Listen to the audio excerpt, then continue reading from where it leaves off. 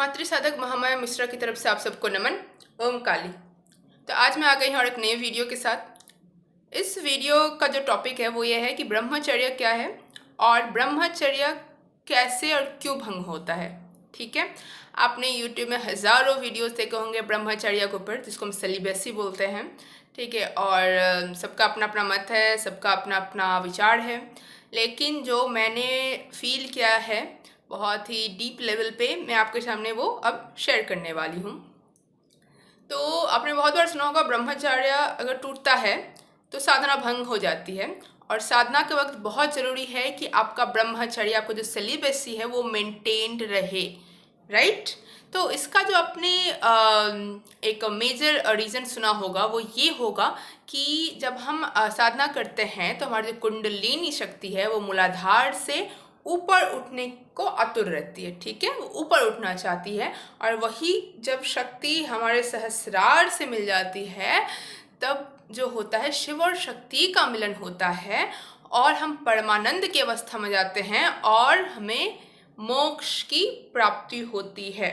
ठीक है, लेकिन मैं चूंकि ये बात बोल रही हूँ तो एक बात क्लियर करना चाहूँगी कि सिर्फ मिल जाने से मोक्ष नहीं होता, उसका और भी बहुत सारे स्टेप्स है। ठीक है, लेकिन चलिए ठीक है, इसको मैं भी किसी और वीडियो में अच्छे से आपसे डिस्कस करूँगी।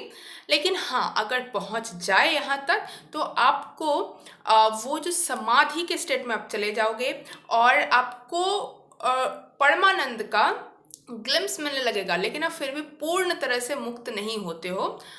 तो चलिए मुद्दे पे आते हैं। लेकिन जब हम ब्रह्मचर्य मेंटेन करते हैं तो क्या होता है ना, वो एनर्जी धीरे धीरे ऊपर उठता है और साधना भी कंटिन्यूड रखते हैं। तो लेकिन अगर ब्रह्मचर्य भंग हो जाता है तो वो जो शक्ति जिसको ऊपर उठना चाहिए था वो अब नीचे निकल जाता है, बाहर निकल जाता है। हमारा जो एनर्जी होता है वो डिसिपेट हो जाता है, खर्च हो जाता है। जैसे होता है ना, गाड़ी में फ्यूल चाहिए होता है, राइट, उसको बढ़ाने के लिए, उसको डेस्टिनेशन तक ले जाने के लिए, है ना। लेकिन अगर वो फ्यूल सपोज कीजिए आप खर्च कर दो तो क्या आप कभी डेस्टिनेशन तक पहुंच पाओगे? बिल्कुल नहीं।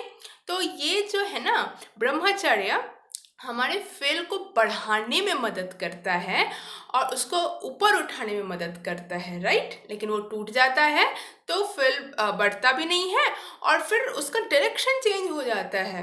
समझ रहे हो आप? तो चलिए, ब्रह्मचर्य के बारे में तो मैंने आपको थोड़ा बता दिया है, लेकिन ब्रह्मचर्य कब टूटता है? ठीक है, भंग कब होता है ब्रह्मचर्य? देखिए, मैं आपको कुछ कुछ एग्जाम्पल से ये चीज़ बताऊंगी। मुझे लगता है एग्जाम्पल से आप बेटर समझोगे। जब कोई हस्त मैथुन करता है, ठीक है, स्त्री हो या पुरुष हो, ठीक है, जब वो हस्त मैथुन करता है अकेले जब करता है तो तब क्या होता है ना, वो मेंटली कुछ या तो सोचता है, ठीक है, अपने ऑपोजिट जेंडर के बारे में। सपोज अगर मैं स्त्री हूँ तो मैं एक पुरुष के बारे में सोचूंगी कि मैं उसके साथ संभोग कर रही हूँ, या फिर उसके साथ कुछ सिनेरियो इमेजिन करूंगी, लेकिन पुरुष रहता है। ठीक है, वैसे अगर पुरुष इमेजिन करता है तो स्त्री के साथ इमेजिन करता है। अब मैं ट्रांसजेंडर उन सब के बारे में मैं अभी चर्चा नहीं कर रही हूँ, लेकिन मैं कभी ना कभी उसके बारे में भी ज़रूर बताऊंगी। तो अभी मैं बस ये जो हेट्रोसेक्सुअल के बारे में ही मैं भी बता रही हूँ। ठीक है, तो जनरली यही होता है, स्त्री पुरुष की कल्पना करता है, पुरुष स्त्री की कल्पना करता है, तब वो हस्त मैथुन करता है। तो क्या हस्त मैथुन करने से ब्रह्मचर्य भंग होता है? डिपेंड करता है एक्चुअली। ठीक है, तो पहला सीनरी तो मैंने आपको ये बताया, हस्त मैथुन का ही मैं भी दो एग्जाम्पल आपको बता रही हूँ। एक, जब आप कल्पना करते हो, सब मैं स्त्री हूँ, मैं एक पुरुष की कल्पना कर रही हूँ, ठीक है, तो ये एक पहला एग्जाम्पल है जब मैं हस्त मैथुन कर रही हूँ। दूसरा एग्जाम्पल कि मैं हस्त मैथुन तो कर रही हूँ, ठीक है, लेकिन मैं किसी पुरुष की कल्पना नहीं कर रही हूँ, मेरा पूरा ध्यान जो है अपने योनि पे केंद्रित है, और मैं किसी पुरुष की कल्पना नहीं कर रही हूँ, मैं बस बिना कल्पना किए मैं अपने योनि को उत्तेजित कर रही हूँ। ठीक है, ये दो प्रकार है हस्त मैथुन के। दूसरे वाले में, ठीक है, आपका ब्रह्मचर्य भंग पूरी तरह से नहीं होगा, आपकी शक्तियां जो है वो निकल तो जाएंगी कुछ, ठीक है, लेकिन बहुत धीरे मतलब पेज से निकलेगी। और क्योंकि आप खुद भी देखिएगा, आप जब दूसरे तरीके से करोगे ना, आप कभी ज़रूर करिएगा, ठीक है, तो आपको बहुत समय लगेगा उस अवस्था में जाने में। और जब होगा ना, तीव्र होता है, इस वाले से ज़्यादा तीव्र होता है ये, ठीक है। तो वो इसमें आपका ब्रह्मचर्य पूरा नहीं टूटता है, ठीक है, कुछ लेकिन ज़रूर टूटता है, पूरा नहीं टूटता है। लेकिन पहले वाले में आपका टूट जाता है, ठीक है। इसका कारण मैं और एक पहले एग्जाम्पल दे दूं, उसके बाद मैं दोनों एक साथ बताऊंगी, ठीक है। तो और एक जो हस्तमैथुन का तो मैंने बोल दिया, दूसरा आपको बताती हूँ। वो टाइम, सपोज आप मैं एक स्त्री हूँ, ठीक है, मैं अगर किसी पुरुष के संपर्क में आई, ठीक है, अब उसके संपर्क में आ रही हूँ, मान लीजिए बात अच्छी चल रही है, ठीक है, मेरा उसके प्रति एक आकर्षण आ रहा है, ठीक है। अब आकर्षण आ रहा है मतलब अब बस ये नहीं कि हम मतलब बेड पे चली गई हूँ, सेक्स मतलब ज़रूरी नहीं कि बेड तक ही जाना पड़े, है ना।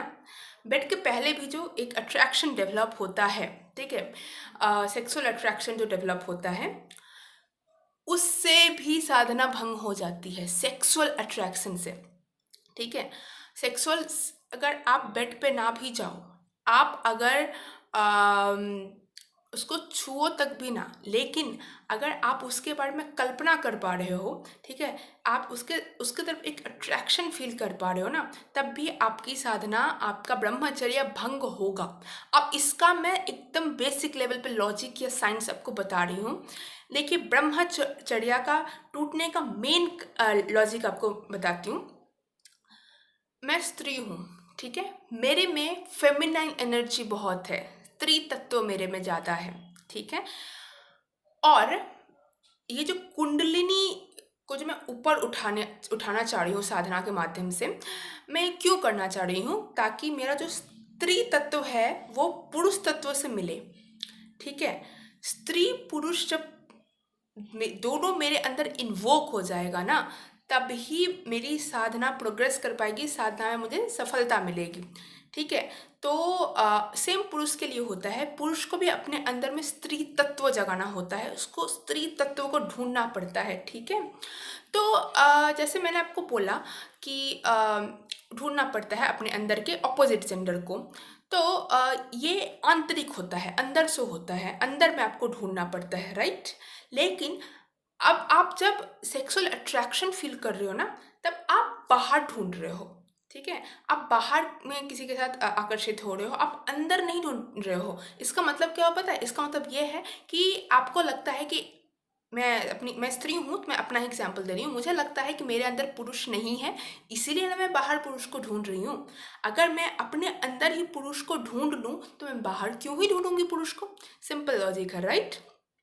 तो यही बेसिक साइंस है कि अगर हम मैं अपने अंदर के पुरुष को ना ढूंढ पा रही हूँ, इसलिए मैं बाहर ढूंढ रही हूँ, और इसका मतलब यही हुआ, मेरे अंदर का पुरुष नहीं जाग पाएगा कभी भी, ठीक है। अगर मेरे अंदर का पुरुष जाग जाए, तो मैं पुरुष की तरफ आकर्षित क्यों होंगी, ठीक है। तो यही है, हमें अपने अंदर दोनों तत्वों को जगाना पड़ता है, ठीक है। स्त्री और पुरुष दोनों की एनर्जी को बैलेंस रखना पड़ता है, तभी हमारा सुषुम्ना नाड़ी जो होता है ना, वो सटल हो जाता है, और उससे शक्तियाँ ऊपर की तरफ जाती है, ठीक है। तो यही प्राइमरी रीज़न है ब्रह्मचर्य क्यों टूटता है। तो मुझे नहीं लगता है कि इतना डिटेल में आपने शायद सुना होगा, और इतना मतलब एक अलग ही पर्सपेक्टिव से मैंने आपको बताया है, लेकिन साइंस इसका यही है, ठीक है। तो उम्मीद करती हूँ आपको अच्छी जानकारी मिली होगी। तो आज के लिए इतना ही, ठीक है। भगवती सब पे कृपा करे। ओम काली।